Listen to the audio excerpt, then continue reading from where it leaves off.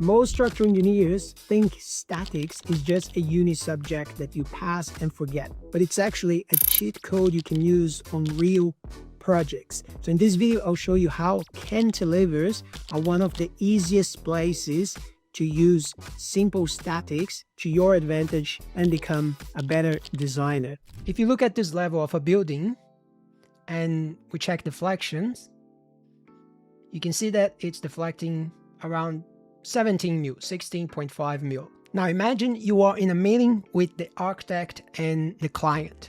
You sit down at a round table with them and they ask, how can we make this structure more efficient?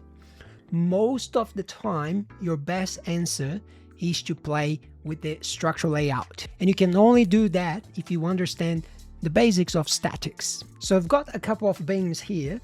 And the first one is a simply supported beam with a uniformly distributed load. And then I've got 1, 2, 3 beams with cantilevers at both ends. And finally, I've got a beam with 1 cantilever at the end. If we have a look at the bending moment diagram, you can see that a simply supported beam mainly uses the beam's positive bending capacity. But beams can resist bending both ways, positive at the span and negatives over the supports. When you add cantilevers at the ends, you start using both capacities. That makes the beam work more efficiently, and the continuity usually reduces deflection too. That's why continuous beams and cantilever beams often end up more efficient than a simple span.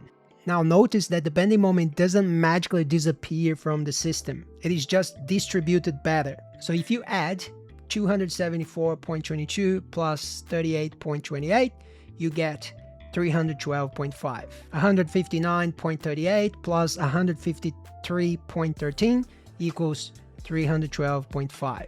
And finally, when you have no positive bending, you know that all the bending has gone to the hogging length, and then you've got 312.5 equals 312.5.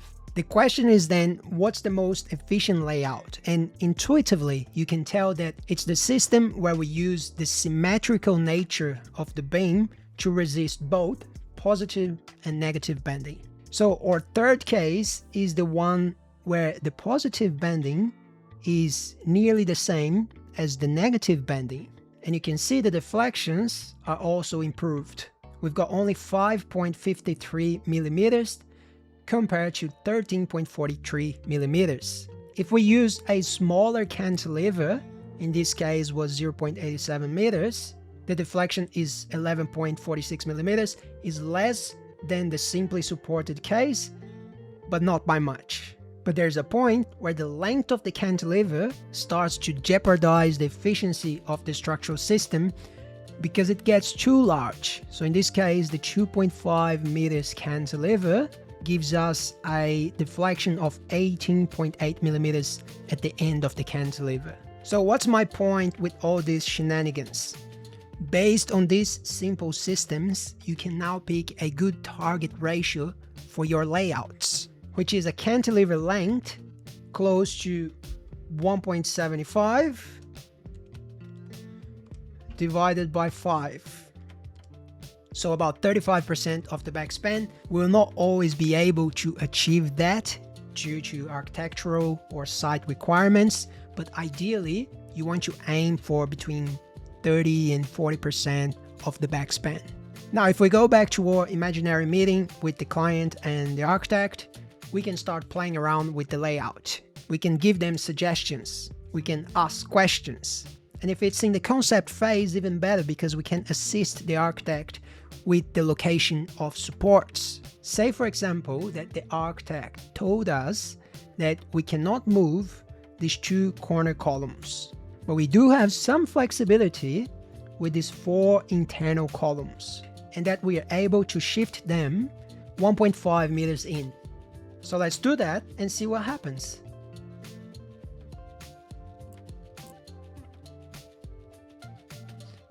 I'm gonna move these 4 columns 1.5 meters inside.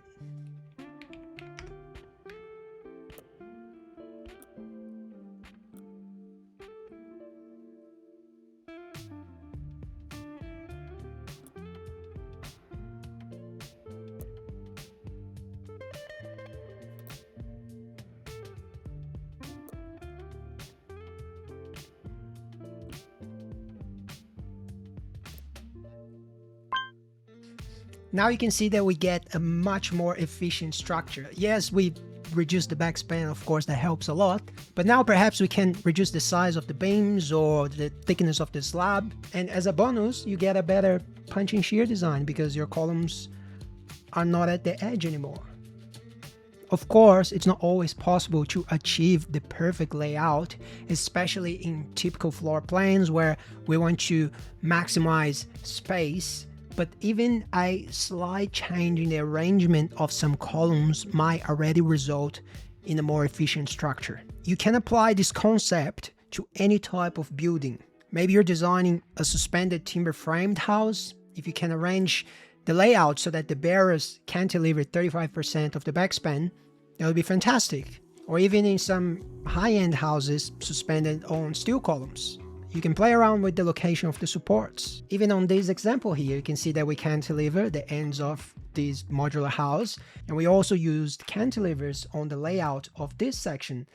As you can tell, there's no column at the corner of this modular section of the house. Or maybe you're designing a raft slab on piles. Most of the time you're free to choose the location of the piers. So let's say I've got a rectangular slab and then I'm gonna draw my piers.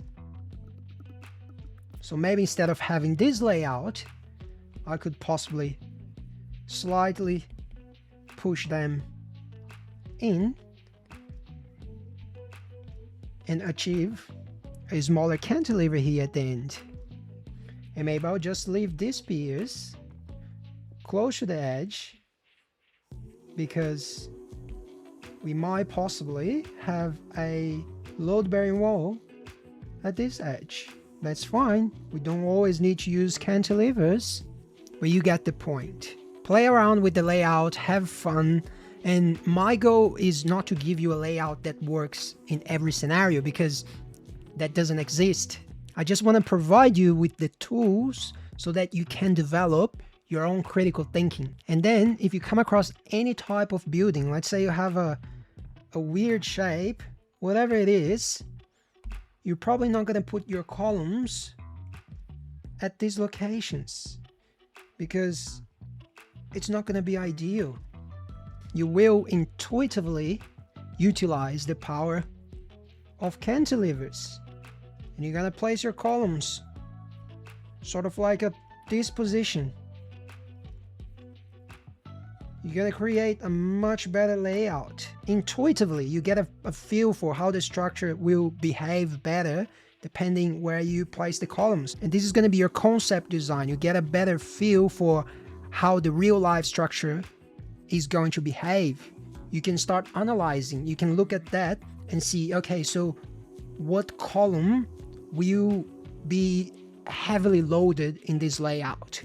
Well, I don't know. Maybe just let's start drawing some areas of influence. You know, let's just play around with that. What's the area of influence of this column?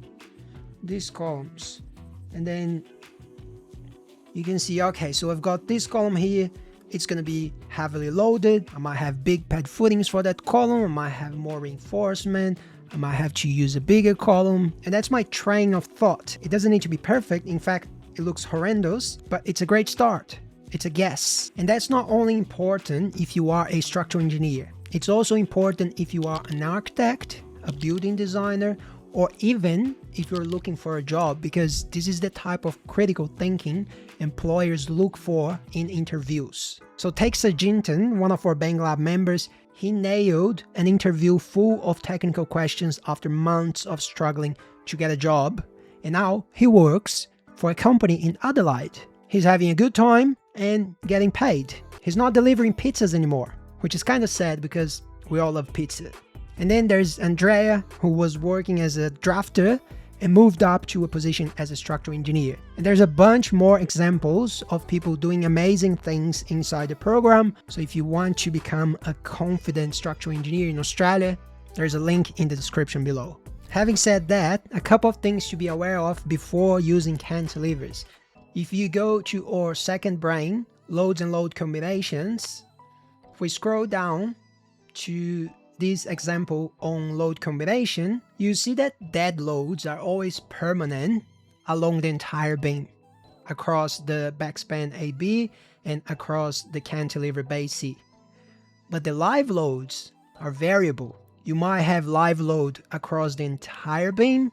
You might have live load only along the backspan AB, or you might have live load only at the cantilever BC. So some cases will result in maximum hogging bending moment at the support B, while others will result in maximum sagging bending moment in the span AB. So play around with the load positions to design for your worst case scenario. There's another important detail about cantilevers. If the overhang is too large or heavily loaded, there might have a reversal of reactions at the support. So you can see in this case here, this support is actually trying to hold the beam down.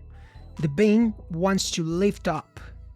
This is not an ideal situation, but if that happens, you have to make sure you follow the load path all the way down to the foundations and design all the connections. And finally, there's a very important point about lateral stability, that if you don't check that, everything I said in this video will not work as intended. So watch this video here so you don't make this mistake.